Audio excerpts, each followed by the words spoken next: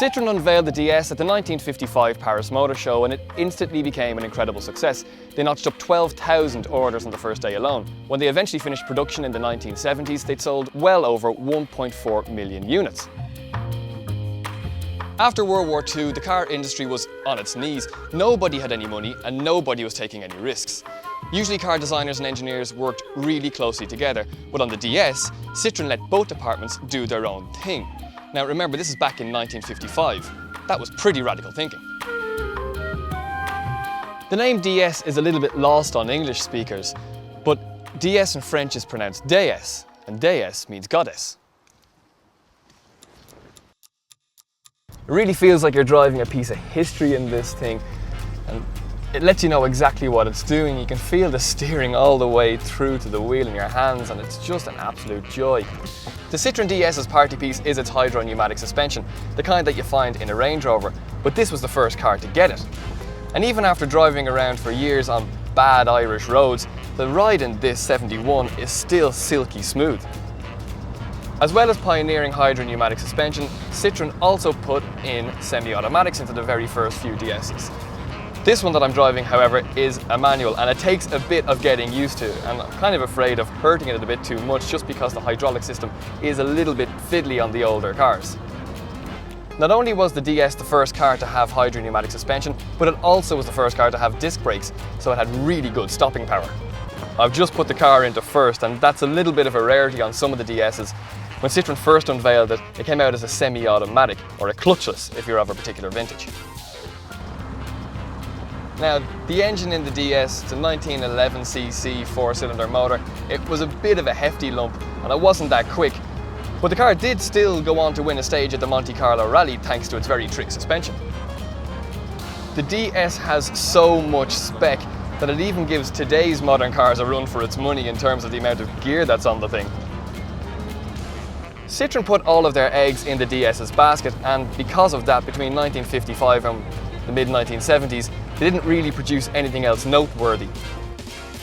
Purists say that the name DS should have died with the original, but Citroën have had other thoughts.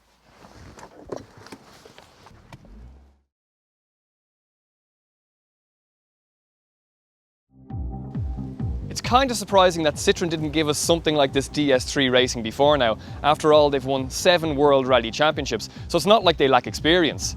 But they were probably waiting to release a new DS range before they gave us something completely bonkers.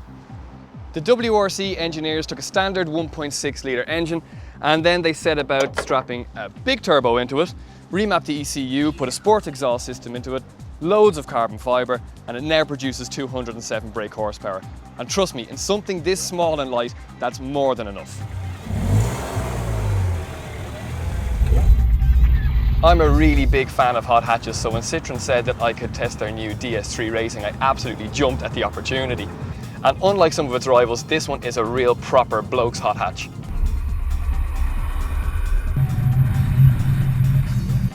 Naught to 60 is done in less than 7 seconds, and the twin spool turbo loves to be revved all the way to the red line. There's a really nice consistent pull through all of the gears. There is a little bit of torque steer when you plant it in first, but you just have to hold on pretty tight. Now the suspension is a little bit firm in this thing, so you do get rattled about a bit on bad roads, but I wouldn't compromise it because it just grips when you want it round the corner, so it'd be a bit of a waste putting soft, spongy suspension in something like this anyway. You don't have to worry about stopping this thing either because Citroën have put in big, beefy 4-pot calipers, so all you really need to do is just touch the pedal and complete stop.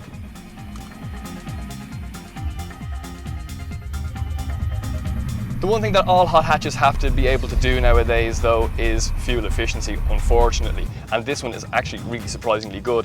I've had it for a few days, a mix of combined driving, a bit of racing, all sensible of course, and motorway driving, and I'm getting consistently 35 miles to the gallon.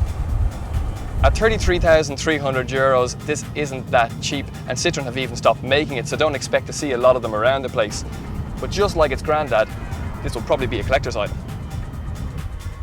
I've absolutely loved driving this little DS3 racing, and even the standard DS3 is a hoot to drive. But if you want something that has a bit more room and is a bit more refined, then Citroën can give you this, the DS4. They call it a high stance coupe. And it's not hard to see why they call it a high stance coupe. I mean, just look at the distance between the bodywork and the tyres. With the DS4, Citroën have completely rethought the coupe. Usually they're low and hunkered down. This one's the exact opposite. Prices start at just €24,500 for a D-Sign model, but this is the one you want. It's a 110 brake horsepower, 1.6 EHDI D-Style, and it costs around €26,995. But for that you get a huge amount of interior spec. Everything from aircon, cruise control, Bluetooth, reverse parking sensors, automatic wipers, automatic parking brake. It really does have a huge level of spec. It also does 64 miles to the gallon, and it sits into tax band A, so for now anyway, it'll only cost you €160 to tax. But if you really want something more luxurious than this, Citroën also have that covered.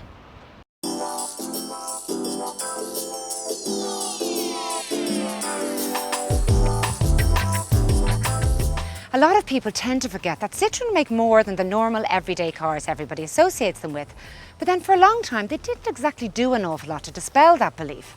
Executive saloons in the past weren't always the prettiest or even the most executive. But I have a feeling that's all about to change. Just look at this thing, the DS5. It is the ultimate DS. And Citroën have shoehorned more creature comforts into its sleek design than you can shake a stick at. Citroën called these chrome strips sabres, and while they are purely cosmetic for cosmetic's sake, I think they look great. And there's more chrome around the back here. They've cleverly integrated the exhausts into the bumper. To be honest, when I first saw the car, the cynical side of me thought the DS5 is just an expensive sportback version of the C5. But in fact, the goods justify the price tag. On this DS model, you get everything you could want in a car. Bluetooth, sat-nav, reverse parking sensors, reverse camera, keyless start, automatic wipers. I could go on forever. The 160 brake horsepower 2-litre engine is frisky and easily does 55 miles per gallon. The 6-speed box helps reduce engine noise on the motorway, and putting out just 129 grams per 100k of CO2 means it's in the B tax band, and tax will cost you just €225 per year. Now you can get a 1.6 HDI with 110 brake horsepower, or even a hybrid diesel with 4-wheel drive, but this one I think is probably the best value for money. Now what I really love are these auto-dimming headlights. So if you have your full beams on and you meet oncoming traffic, this gadget senses it and automatically dips your headlights for you to leave a clear stretch of road ahead of you again. How handy is that? Another pretty cool safety feature is the car's lane departure warning system. When you're travelling over 80 kilometres an hour, the car sends a little rumbling from the seat massagers into your bum anytime it senses you crossing the line in the road without indicating. The sensation is so nice, in fact, that a couple of times I purposely didn't bother indicating. So that's probably not advisable.